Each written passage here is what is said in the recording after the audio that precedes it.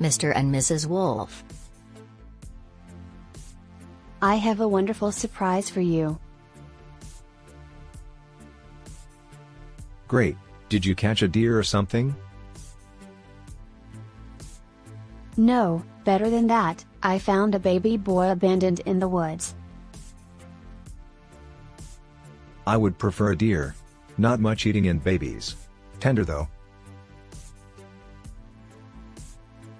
Don't say that, we have a long-held tradition of raising abandoned humans.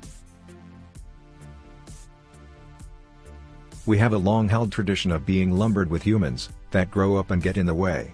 They never turn out to be less than detrimental to our way of life. But he needs us, he's so small and weak. He'll grow up, leave us and rejoin mankind, and probably help finish off what's left of us. Nigel and Terry never rejoined, they were loyal. There was good reason for that. They weren't known as dunces with wolves for nothing. Goddamn rabbits could outsmart them. They were nice boys. They were morons we couldn't get rid of.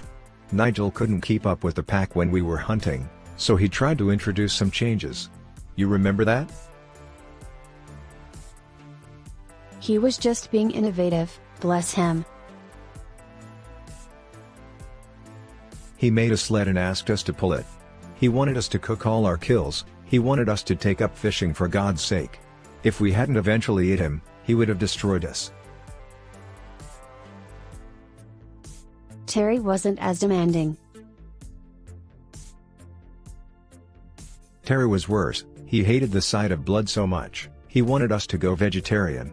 I couldn't help laughing at the irony of that fool getting killed in a stampede. The end.